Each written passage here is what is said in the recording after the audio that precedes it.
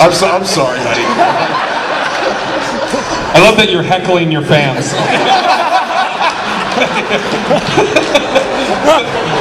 I'm so sorry, sweetie. So have you ever had a really weird dream about acting in the show, or it doesn't necessarily have to be a weird one, but have you ever dreamt like of being Teal'c or of like backstage, or I say backstage because I do theater, but yeah. So, okay, just so I get it right, if I've ever had any weird or strange dreams about acting or Teal'c or... A Stargate-related dream, maybe. A Stargate-related dream. I once dreamt that I was Carter.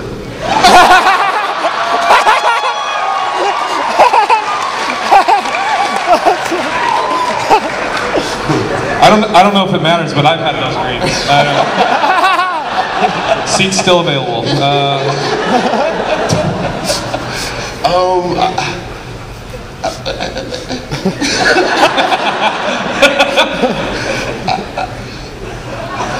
I don't even know how to answer that. You stumped me. Have I ever had any weird, like, Stargate dreams? No. I really haven't. There's nowhere to go with that. Nowhere good. No, I think that we were just always together. So it'd be hard to, because I actually spent more time with them than actually did at home. So no. Thank you. Thank you, honey. Hi there. Hi there. I was practicing. Oh. You're training. Yep. So what is the weirdest comment that a child has ever said to you? Like question-wise or comment-wise or anything? This is a good, clean one. The strangest thing that ever happened with kids, so I used to use a lot of profanity, and so it would occasionally creep into my panels. Occasionally. But then I really wanted to, make the panels kid friendly. I didn't want people to be afraid to bring their children to a Chris Judge panel. So I instituted this thing where every time that I used profanity, I would give $1 to every kid in the room. So I would carefully, that's why I asked in the beginning, it's still an old habit, I always ask how many kids are in the room. I was in, I think it was Chicago, and so I looked out, how many kids in the room, so I saw 5 or 6 hands, so I was like, well, maybe I can be a little racier this time. So, and I say, if I use profanity, I'll give you guys all $1, and, I apologize in advance. So I went on one tirade, and, I said, 2 or 3 cuss words, and one of the parents said, okay, you owe my child $2. So everyone had a laugh. So I said, all right, come on.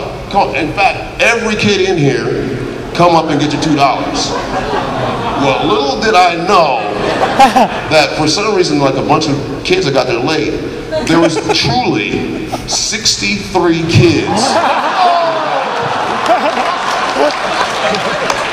Every single kid came up and got $2. So that taught me to actually, first of all, to not cuss. But if I do, just don't pay them little things. Thank you. Thank you. Thank you, honey. Hi, Chris. I'm glad you were able to make it, so thank you for being here. Oh, thank you for having me. And I'm not saying having me in that way. Look at me. So, my all-time favorite episode of Stargate is Window of Opportunity. Teal'c and O'Neill get stuck in that time loop, and then poor Teal'c, every time he comes to the beginning of that time loop, gets slammed in the face with that door. So kind of a two-parter question. Within that episode, what was your favorite moment? And then just throughout the entire series, what was your favorite episode that you enjoyed the most as a fan or as a person watching the show? My favorite part of One Opportunity was the golf part, because so, one take. I hit my ball through the gate, one take. The ball that you see Rick hitting through, guess what that is? CGI. First time I've ever let the cat out of the bag, he never got it through. And like, it's not like it's a hole. It's a star. Not once. My favorite episode to watch was Heroes. I think that was the episode, well, the two-part Heroes. You know, the one where Dr. Fraser passes away. And also Baldwin was in that episode. That probably, for me, as a fan, was probably when we got everything right in one episode. Like, there's a lot of action, there was humor, there was some really tender, caring moments. So I mean, and Dr. Fraser passing, well, just the way it handled it, I just thought that was the one episode where we just got everything that made our show got it right in that episode. And my favorite episode to do was the 200.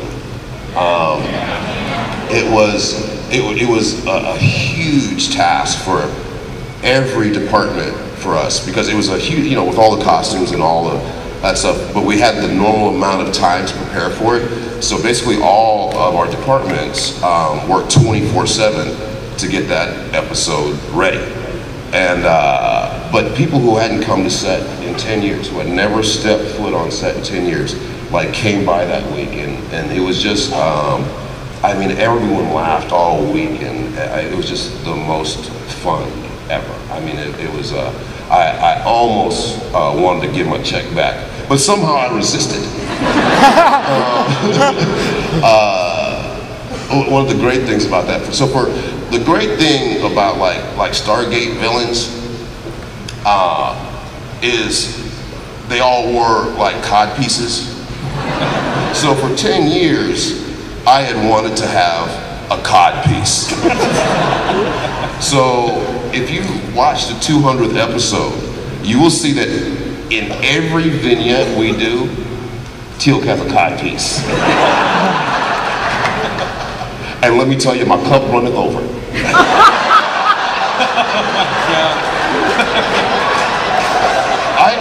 I'm not kidding, I do have Tourette's.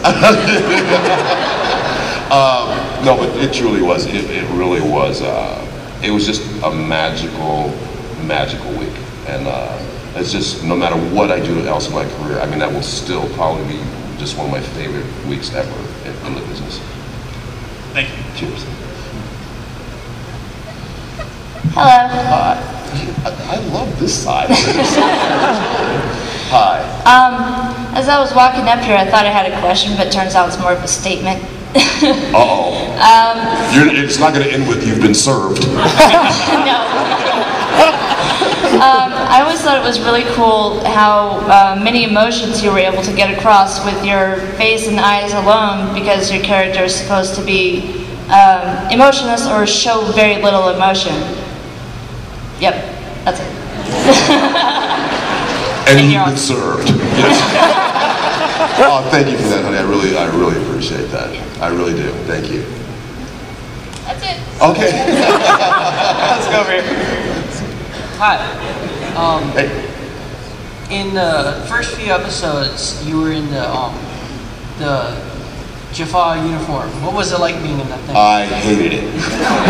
It is the hottest, stinkiest thing that you could ever imagine.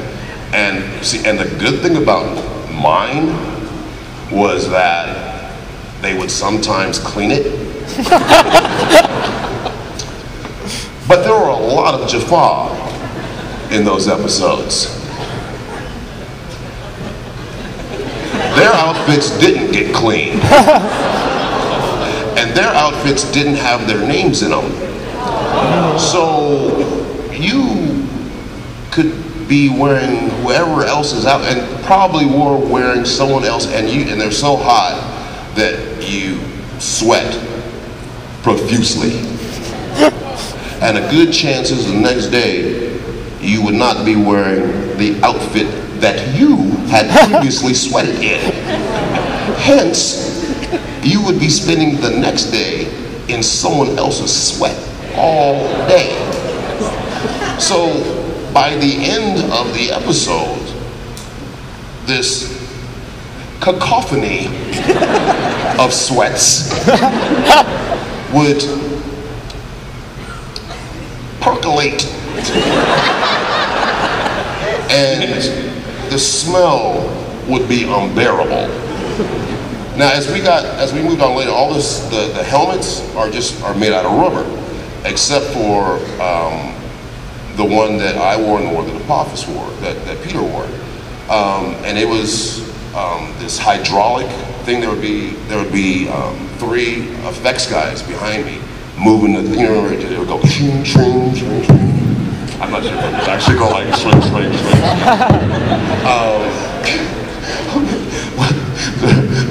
Our sound mixer's right there. He's just giving me the evil eye. So they made my helmet without ever having met me. So, you know, everyone has a different head circumference, but some people have more clearance from the back of their head to the front of their head. But they used a dude's head who was significantly smaller than me. So the helmet weighed 80 pounds. No, truly, 80 pounds. And it had no support. So I would have to wear it and all the hoses and try to balance this thing on my head and still be still. But a lot of times it'd be like, boy, just get going. But so the first time I had it on, we did a test to make sure that it would have the proper quickness, you know, so you would be believable that it was like an alien technology going up and down. And I said, well, didn't you test it on whoever else? Like, why would you just test it on me first? You know? But what I quickly realized upon the first shutting of the helmet was that they didn't give me enough nose clearance. So that thing caught my nose. And let me tell you, if there had been kids in the audience that day. So, I mean, I absolutely, and so if you notice later and later, they would keep making, I would always be wearing slightly different outfits than people because I was always on a quest to make mine not as heavy, not as bulky, and to try to do fight scenes in it was awful. It was terrible. You know, so I did not enjoy wearing those at all. I don't think anyone enjoyed wearing them. And I would feel so bad for like all our stunt guys and stuff because they would be padded up under them. And I mean, if it was a summer day, forget it. It was horrible and stunk. Hi. Hi. Forgot my words. My brother and I grew up on Stargate SG-1, and it's truly my favorite show in the world. And in the show, you deal with a lot of different races of aliens, and I wanted to know which was your favorite to work with. My favorite aliens. Don't say the Furlings. No. I learned my lesson about that the hard way. Because I never knew what a furry was.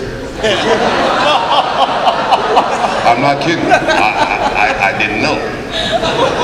So I was at DragonCon in Atlanta, and someone asked me a question about furries.